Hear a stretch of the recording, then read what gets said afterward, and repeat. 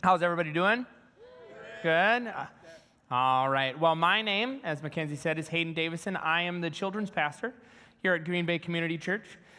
And so a couple of months ago, I went into Troy's office and I said, hey, I'd like to stretch the muscle and grow a little bit more and teach a little more on Sundays, if that would be, if that is an option available to me. And he said, sure, we'd love you to have to do it. And then a couple weeks later, this lesson plan came out, and I probably should have waited a little longer to have that conversation with him. But here we are. I have been, if you have the reading plan, the content we were supposed to go over today is chapters 12 through 16. But today I really want to focus in and pull some things out of not 12 through 16 all the way, but 12 through 14-ish. All right? We're not going to get all the way through chapter 14, but there's an image, a picture at the beginning of chapter 14 that I want to leave you with today. So before we dive into the text, I want to take us way back to week 1 when John Dixon was here and he was teaching, and he set us up really nice for this series, but he talked about how there's 3 types of writing, 3 types of literature in the book of Revelation. It's apocalyptic, it is a letter, and there are visions contained within. And we are in the second vision. The first one is short, about 10 verses, and we find ourselves in the middle of the second vision in the book of Revelation. I also want to introduce to you this idea of dual prophecy. All right, so a lot of prophetic texts in the Bible have a meaning for the moment they are given and for a future time. An example of this is Isaiah 7:14. Therefore, the Lord himself will give you a sign. The virgin will conceive and give birth to a son and will call him Emmanuel. This is a prophecy given to King Ahaz of Judah, and this had relevance and meaning for him in his time about his kingdom. And I'm not going to dive into that today. We don't have that much time. But we also know that the ultimate fulfillment of this prophecy, the fullest fulfillment of this prophecy, takes place after that. It takes place, Matthew talks about it, and all this took place to fulfill that the Lord had said through the prophet, the virgin will conceive and give birth to a son, and they will call him Emmanuel, which means God with us, which we know is about who? Jesus, right? So this idea of dual prophecy is permeated through the book of Revelation. When we talk about the prophecies in Revelation, there was a clear meaning and intent for the time that it was given, but it also projects to a future moment, a final culmination, a final time that this is going to happen. And for some of this, we see it just historically. Cycles of God coming and redeeming and knocking down evil and taking out little antichrists and knocking down empires, right? And redeeming and defeating evil throughout history, and then he's going to do that one final, last time, and that is what the book of Revelation is about. It's about the last time. It gives us insight into our own state of the world, and it had relevance in the first century as well.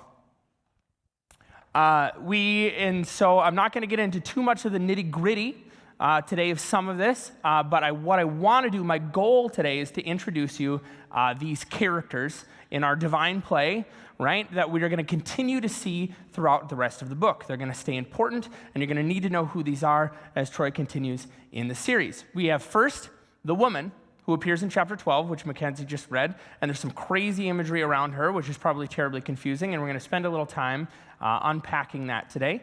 Then we have the dragon. We have the 2 beasts of the dragon, and then last and most importantly, we have the Lamb, who is Jesus Christ. So first, let's talk about the woman. The woman first appears to us in chapter 12. Chapter 12 is an interlude.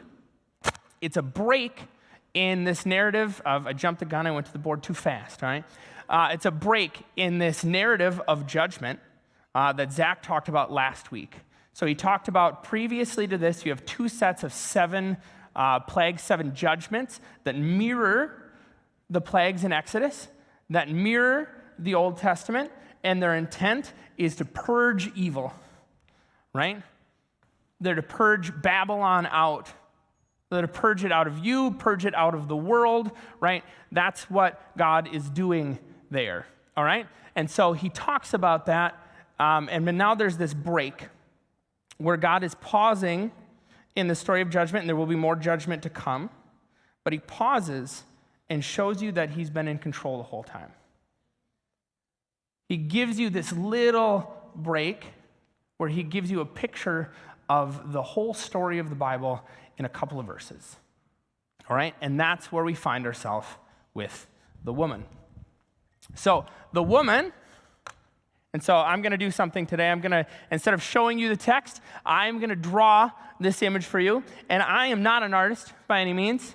Most of my drawing classes, I had to pull out the old Elmo projector at my home church and trace things just a little bit worse than the thing, so it looked like I drew it, right?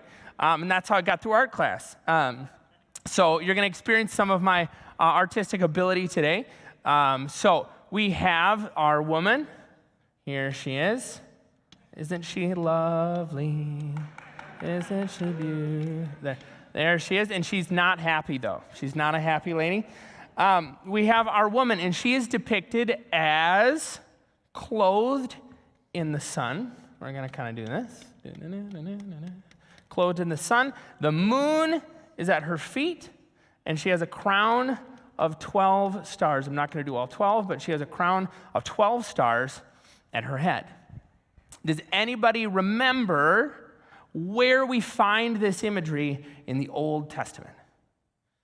The sun, the moon, and 12 stars. Anybody? Genesis. In Genesis chapter 37, Joseph's dream. Right, Joseph is given this dream, this vision of the sun, the moon, and 12 stars, and the 11 stars, the sun and the moon, and turn and bow to the 12th, which is Joseph. So the sun, the moon, and the 12 stars are Joseph's family, which later become the nation of Israel. So this is our first cue, our first sign that this woman is representative of the nation of Israel. We also are told that the woman is pregnant. Hello, baby. That is another cue that this is the nation, that she is the nation of Israel. Isaiah 26:17 and 66:7 describe the nation of Israel as a woman in labor crying out in pain. So the woman is the nation of Israel. So next, we have our second character to enter the scene, and that is the dragon. And I only know how to draw one dragon, and that is Trogdor the Burninator. So if there's any Homestar Runner fans, this is, kind of well, that's a little goofy, but here he is, and he's got a big arm off the back. There we go, Trogdor. All right, there's my dragon. Wow, fearsome, right? I put the eyes above the eyebrows. That was an artistic choice. The text depicts the dragon as having 7 heads, 10 crowns. 7 heads, 10 horns, and 7 crowns. We know who this is. That's a reference to Daniel, by the way. Got ahead of myself. Daniel 7:24. Daniel has a vision of these beasts, and the beasts have these heads and these horns and these crowns. But we know who this character is, who the dragon is representative of. The dragon is representative of the devil. John tells us in like 3 more verses, right? He says, this is Satan, the great accuser, and he is waiting for the woman to give birth so he can eat the baby. Some pretty graphic imagery here, right? And so next, we have our baby. Our baby is born. Hello, baby. There he is, swaddled clothes, smiling, and he is depicted as having an iron scepter. There's his little hands holding it. Okay. An iron scepter. This is a reference to Psalm 2:9, where the psalmist tells us that the Messiah will rule over the nations with an iron scepter. So this is our clue, if we hadn't keyed into it already, that this baby that is born is Jesus, right? And so the dragon is waiting to eat. Satan is waiting for the nation of Israel to give birth to a Messiah. And he waits to strike at the baby. And ultimately, this is the fulfillment of this passage here in Genesis 3:15, and God is speaking, and he says, I will put enmity between you and the woman, that is the serpent, and the woman, and between your offspring and hers, he will crush your head, and you will strike his heel. We see even in this depiction, right, the dragon strikes, but is he successful? No. The heel is bitten, but he's not killed. Jesus rises again and ascends. We'll do some little, the baby goes up, woo, woo, woo, right? To the right hand of the Father. The heel is bitten, but the head of the serpent, the head of the dragon, the head of the snake is crushed. This is a picture of our salvation. This is Jesus conquering the serpent, conquering the dragon, and he gives us this moment as he talks about judgment to remind us that the judgment is not to be mean, not to be vengeful. It is for our good. It is for salvation, and it is to purge the world of the evils of Babylon. All right? And so he gives us this moment in the scripture to recenter us around the Lamb. Next up in the narrative, we have this scene. And this is a wood carving, a wood stencil by Albrecht Dürer of the next part of the chapter where the Archangel Michael is in combat with the dragon. And the dragon, Satan and his army, is not enough to overcome the army of God, right? Again, we have this scene of victory in this cosmic battle where the devil is thrown down from heaven. If heaven was a courtroom, the prosecuting attorney is gone, and the only one that stands left is your defense attorney, Jesus Christ, right? There's no one left to accuse you anymore. You have been forgiven. Your robes have been washed clean, like Zach talked about last week. All right? And so the devil is thrown down to the earth, and that is where we find him when we're first introduced to the beasts. John says he sees the dragon standing at the edge of the sea, and he turns and he sees a beast come out of the water, a beast of the sea. But before I dive too much into that, I want to establish for you this idea of the dragon and the beasts being an unholy trinity. And so as I read for you and talk about the text about the two beasts, the beast of the earth and the beast of the sea, I'm going to point out to you all of the ways that these two beasts are trying to get you to think, get people to think that they are as good and powerful and strong and deserve to be worshiped just as much, if not more, as God.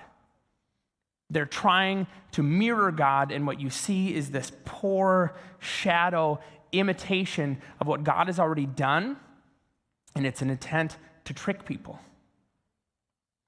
All right? And so keep your eyes out for that as I read the text, and I'm going to dive into it a little bit more as we go. So firstly, we see the beast of the sea. John turns, and he sees a beast walk out of the sea. And he says, the beast I saw resembled a leopard, but it had feet like those of a bear and mouth like that of a lion. The dragon gave the beast power and his throne and great authority. One of the heads of the beast seemed to have a fatal wound, but that fatal wound had been healed. The whole world was filled with wonder and followed the beast. People worshiped the dragon because he had given authority to the beast, and they also worshiped the beast and asked, who is like the beast? Who can wage war against it? The beast is about power. He wants you to think that he has the authority and the power and that the throne is his when it's not.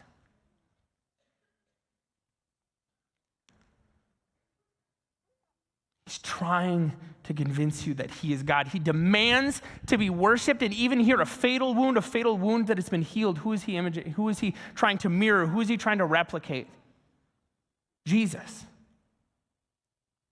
It's just this sick, twisted shadow of things that God has already done, trying to convince you that he's worthy of worship, trying to convince people that he's worthy of worship. Who is like the beast? Who is like the lamb? Who can wage war against is the sense that of invincibility, right? He's trying to project, trying to portray himself as victorious when he knows that the end is near. His time will come, and he will be done away with. We also see the beast was given a mouth to utter proud words and blasphemies and exercise its authority for 42 months. It opens his mouth and blasphemed God and to slander his name and his dwelling place and those who live in the heaven. It was given the power to wage war against God's people and to conquer. It was given the authority over every tribe, people, language, and nation. All the inhabitants of the earth will again worship the beast, all those whose names have not been written in the Lamb's book of life. The beast wages war against God's holy people. He despises what is good. He despises what is righteous.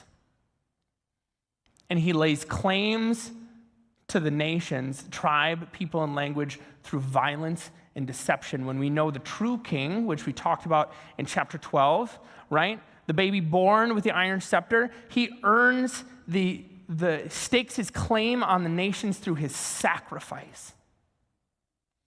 The beast demands things from you. He takes from you. Jesus gave to you a gift of salvation and stuck his claim on the nations of the earth and on your heart through that sacrifice. Do not be confused between the beast and the lamb. We have a second beast, the beast of the land, the beast of the earth.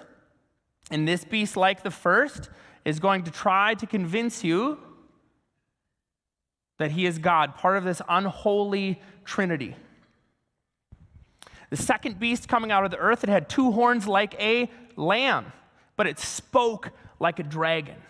It exercised all the authority of the first beast on its behalf and made the earth and its inhabitants worship the first beast, whose fatal wound had been healed. And it performed great signs, even causing fire to come down from heaven. This should bring to mind the image of the prophet Elijah summoning down fire from heaven as he's going toe-to-toe with the prophets of Baal, right? Again, he's trying to mirror and mimic things that God has already done to try to convince you, to try to convince people that he is God. In full view of the people, because of these signs, it was given power to perform on behalf of the first beast. It deceived the inhabitants of the earth. It ordered them to set up an image in honor of the beast who was wounded by the sword, yet lived.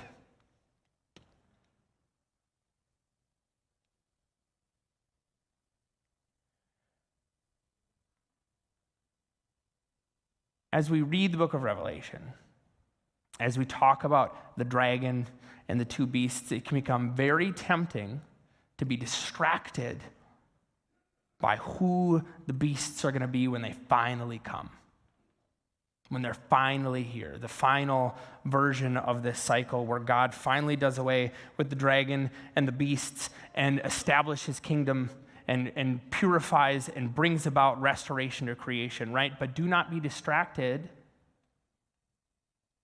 Do not spend all of your time trying to figure out who the Antichrist is.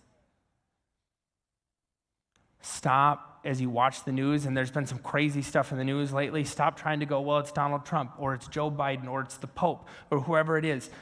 We don't know. You can't stop it anyway. Stop being distracted, because what God is trying to show you here is not the keys to figure that out, but to show you that he is in control and that he is going to do away with every evil and clean the world of evil. And he is going, and he does this throughout history, right? We've had little a antichrists. Hitler was a little a antichrist. The Nazi Germany, the Third Reich, this was an evil empire headed by a little a antichrist, and God toppled them.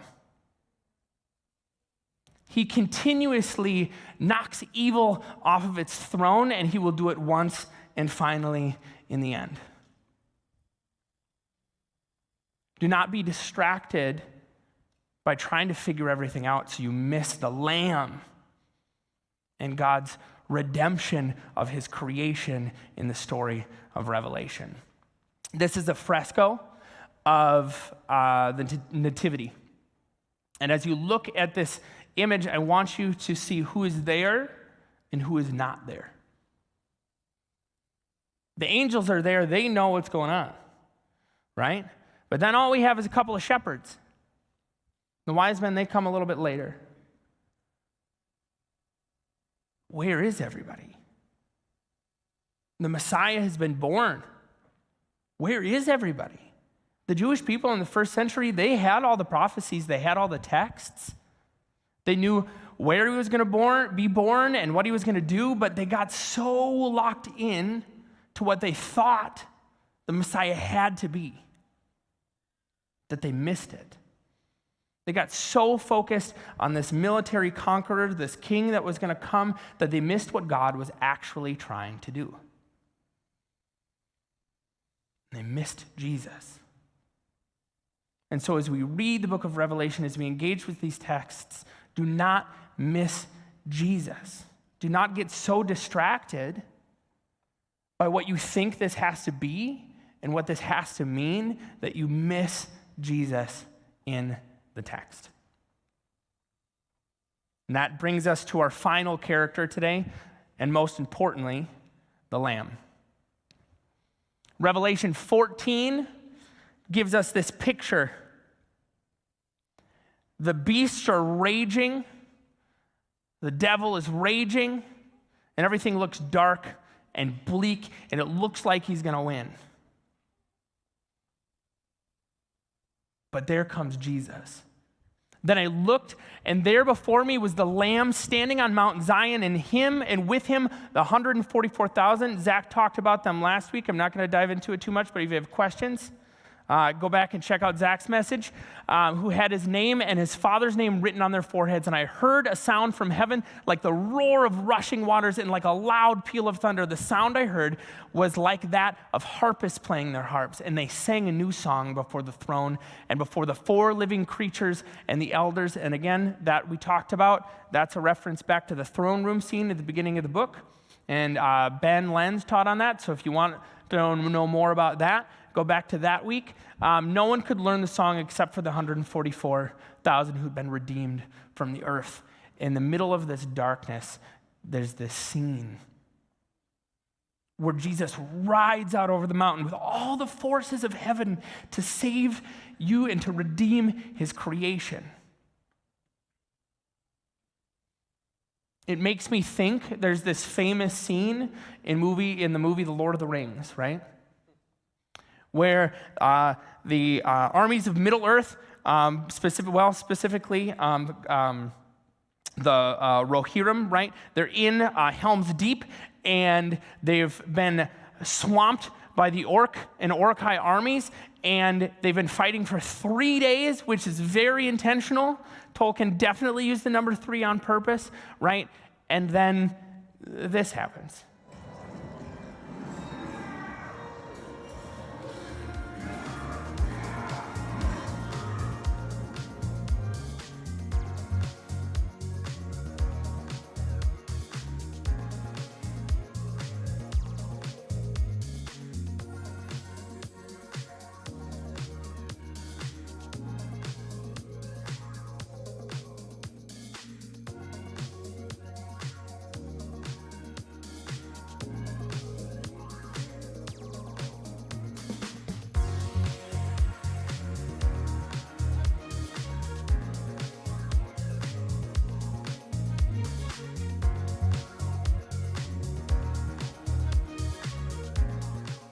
Darkest moment, when they think they're going to be overwhelmed, Gandalf finally arrives like he said he would. He brings, crying about Gandalf.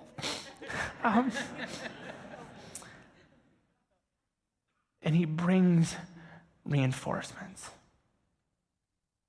Jesus on Mount Zion with all of the armies of heaven coming to save his creation. This beautiful picture, and I know Tolkien probably wrote this with that chapter and verse in mind, right?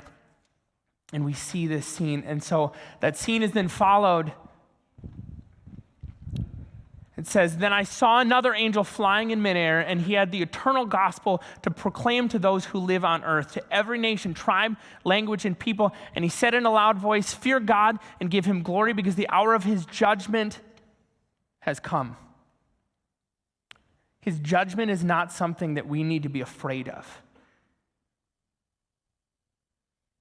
Because without God's judgment, he does not get to redeem his creation. Babylon, the dragon, and his beasts have to be purged, have to be done away with, have to be removed from our hearts, have to be removed from this world. We do not fear God's judgment. We welcome it. Because he is good, and he is holy, and he is righteous, and he wants to save the thing he loves most, his people and his creation.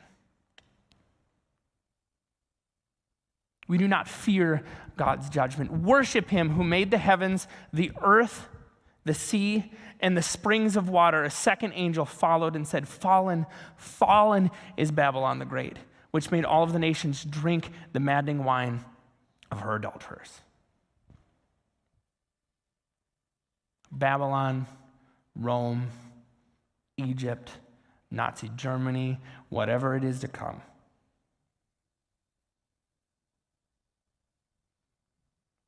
God always triumphs over evil. Always. Always. I have for you this picture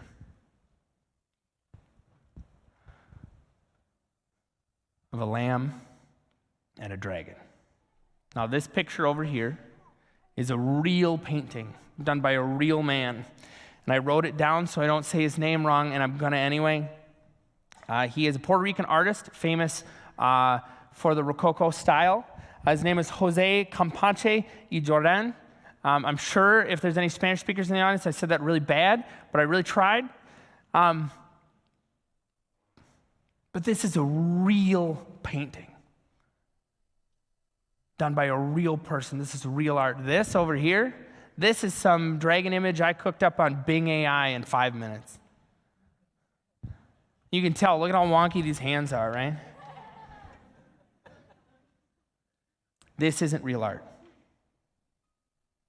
This is. This is a pale shadow imitation of the real thing.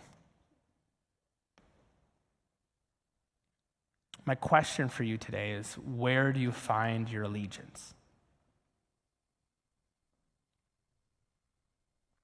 Where do you find your heart drawn to?